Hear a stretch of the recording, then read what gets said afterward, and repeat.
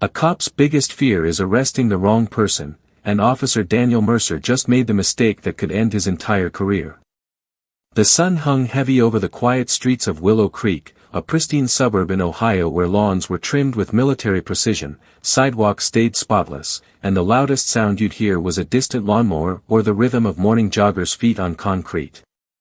Police patrols here weren't about danger, they were routine, a box checked. Mercer rolled along in his cruiser, one hand draped over the steering wheel, the other resting on his radio. 2 decades on the force had hardened him. He was known as tough, sharp-tongued, and utterly convinced his version of justice was the only one that mattered.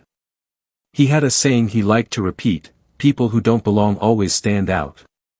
And then, he saw her. A black woman, early 40s, moving at a steady jogging pace. Athletic, confident, earbuds in. Expensive sneakers, sleek running gear, sweat on her brow but nothing sloppy about her stride. She looked like she belonged, but to Mercer, something about her presence didn't sit right.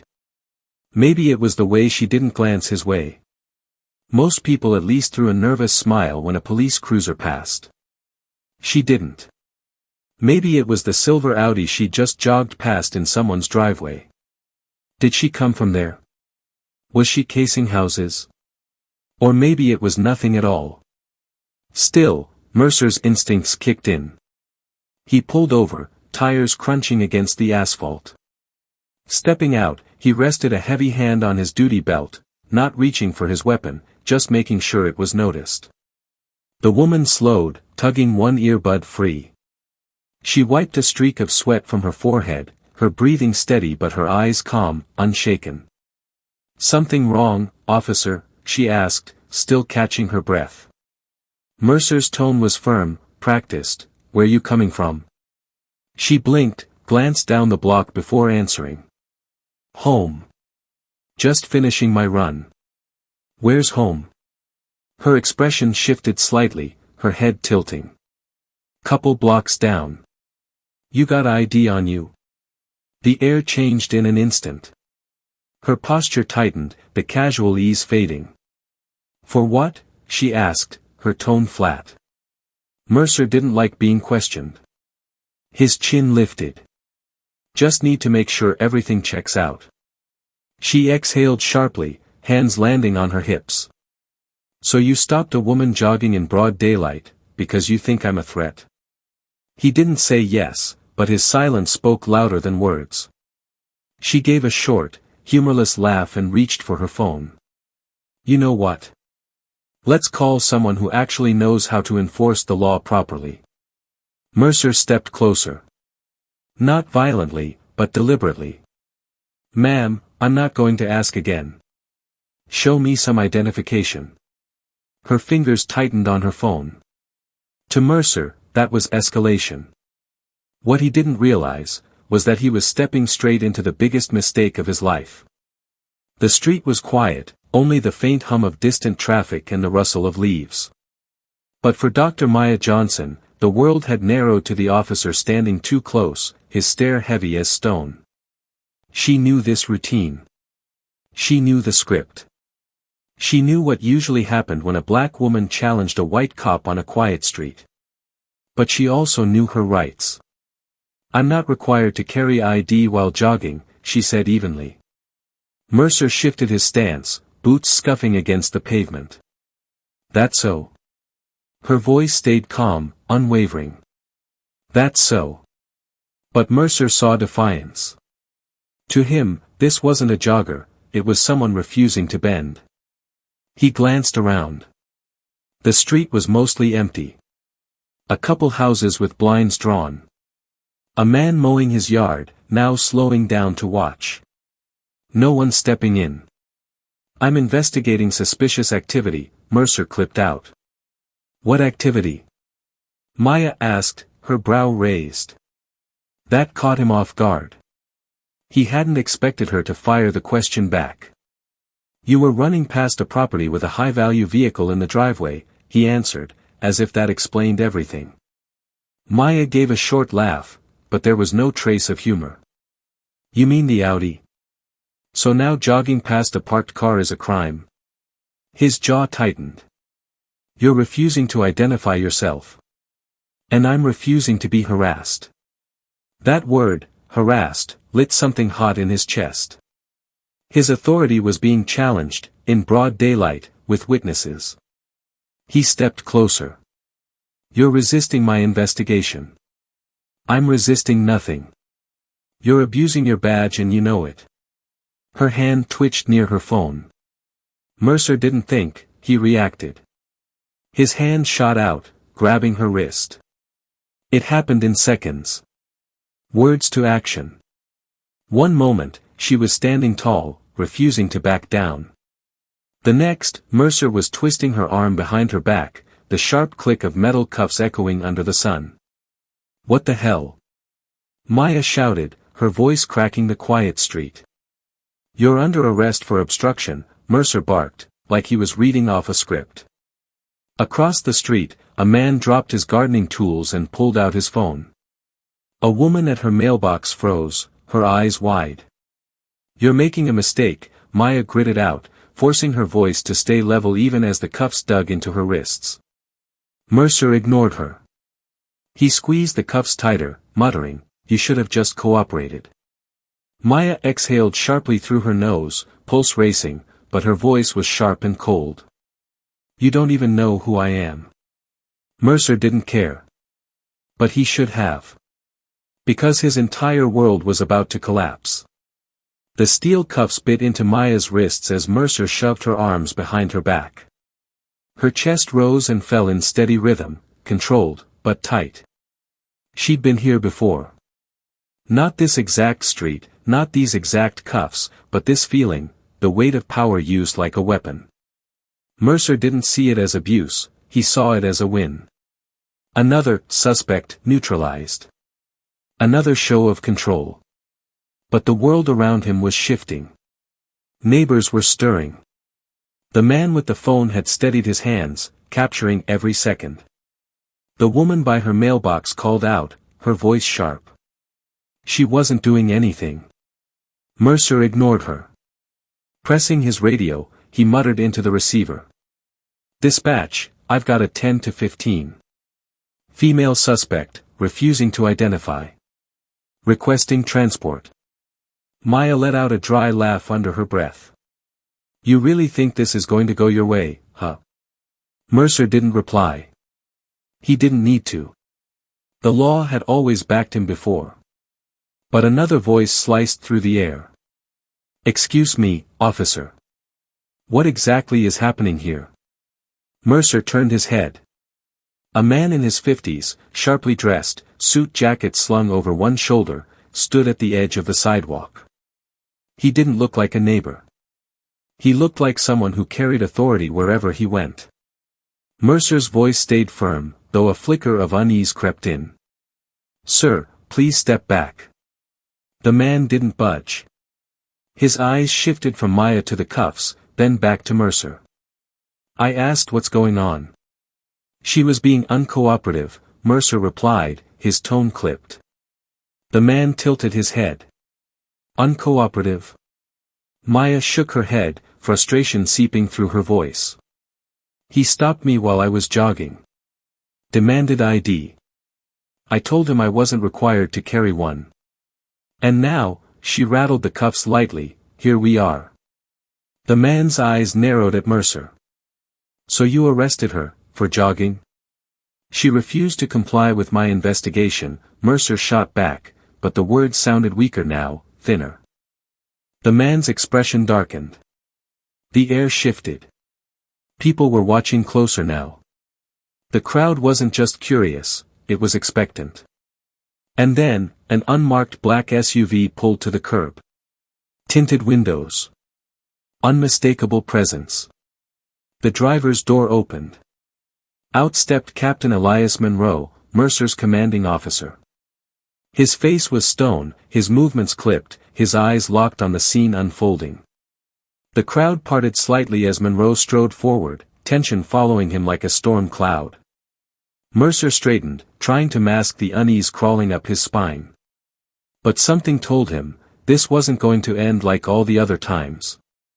Monroe stopped just feet away. His jaw clenched, his eyes burning into Mercer before flicking to Maya. And then, he spoke two words that hit Mercer like a hammer. "Uncuff her." Mercer froze. The words hung in the air like a thunderclap. "Sir?" he asked, voice uncertain.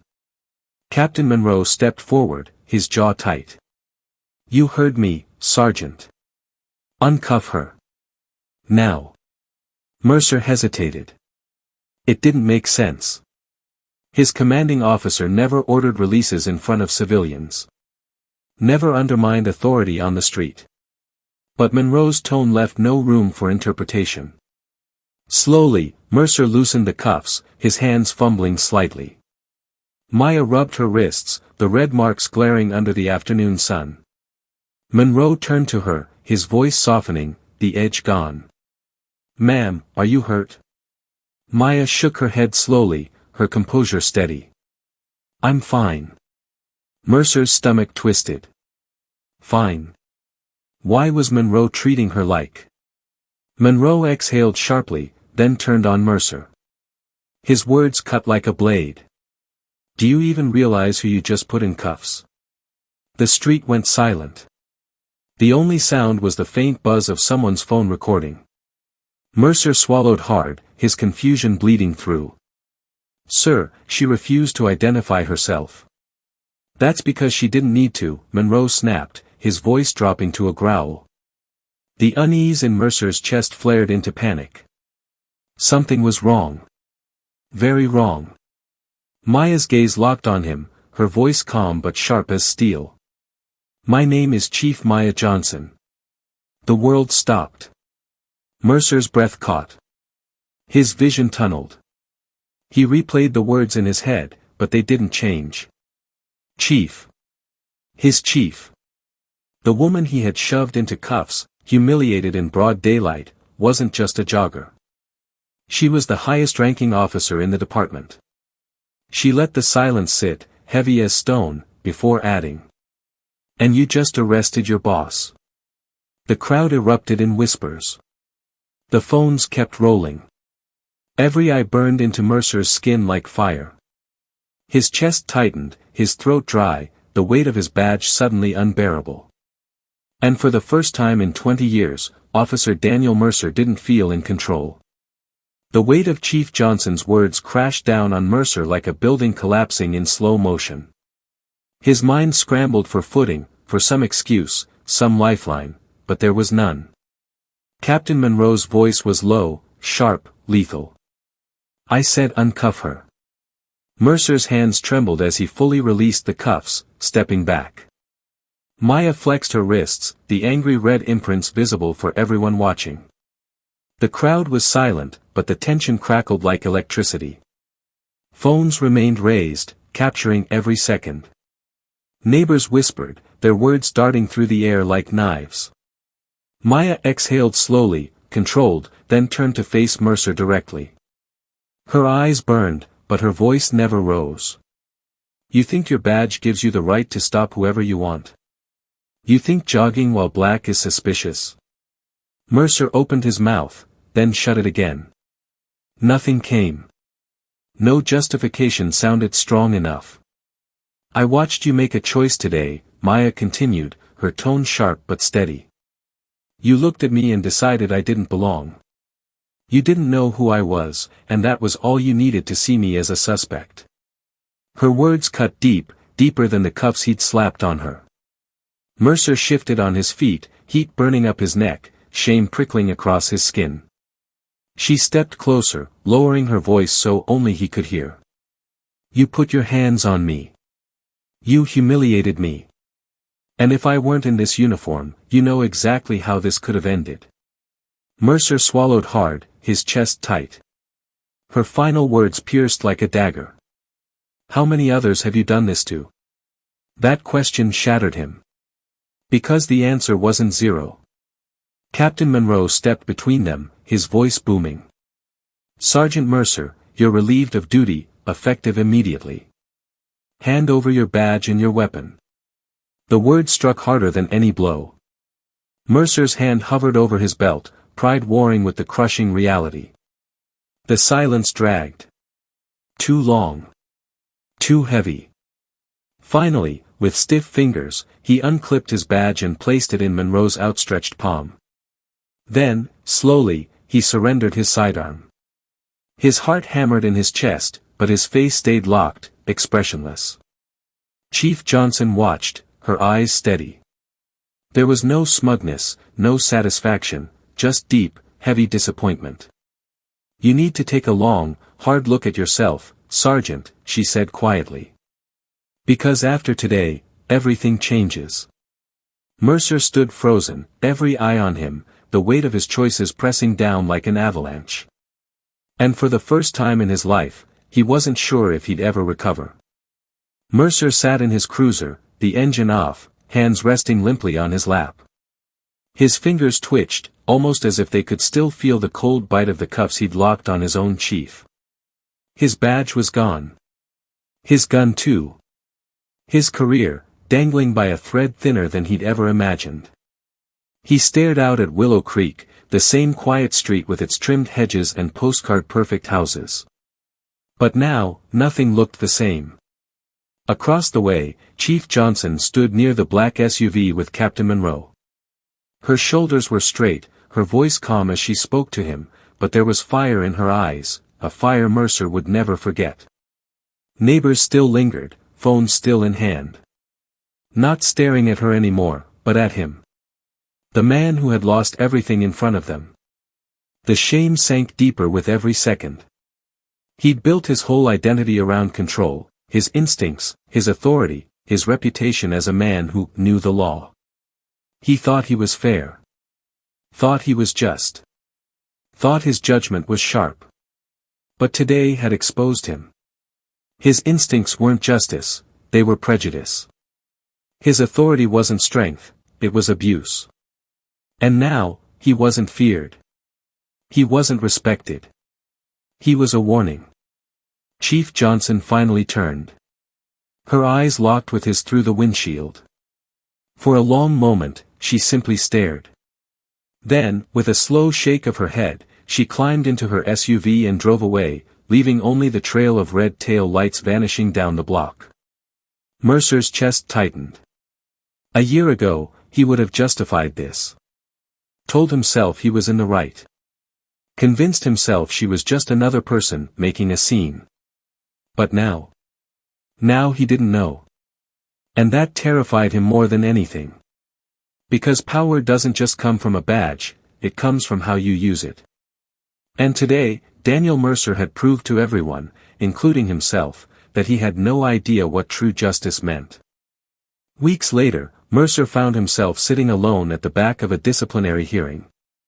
The room smelled faintly of coffee and dust, the kind of space where careers were quietly ended. Across the table sat Chief Johnson, her presence steady, commanding without raising her voice. She didn't gloat. She didn't mock. She didn't even look angry anymore. She just told the truth. Respect, she said evenly, isn't something you enforce with cuffs. It's something you earn, by how you treat people, especially when you think no one's watching. The words hit harder than any punishment could. The board listened. Notes were scribbled. Questions asked. But for Mercer, the room had already fallen away. Those words echoed like a bell tolling in his chest, stripping away every excuse he had tried to build. He'd thought this was just about one mistake, one misunderstanding. But it wasn't. It was about the cracks in his foundation, cracks he never noticed until the whole structure collapsed in front of the world. When the hearing adjourned, he stood slowly, his chair scraping the floor. He wanted to speak, to defend himself, to plead for a second chance. But the weight of silence pressed down heavier than chains. As Chief Johnson walked past him, she paused for a moment. She didn't smile. She didn't scowl. She just said, low enough only he could hear. Sometimes losing everything is the only way to see who you really are. Then she walked out, leaving him with nothing but the echo of truth he couldn't outrun. And for the first time in his career, Daniel Mercer realized, justice wasn't about him. It never was. The verdict came down swift and heavy. Mercer was officially stripped of his badge. No retirement ceremony, no honors, no last salute. Just paperwork, signatures, and silence. Walking out of that precinct for the last time, his reflection in the glass doors barely looked like the man who once believed he owned every room he walked into. The streets outside felt colder, harsher, like they were waiting to swallow him whole. He thought about calling someone, an old partner, a friend, anyone. But the truth gnawed at him, he had burned every bridge long before this day. Pride had been his shield, arrogance his armor.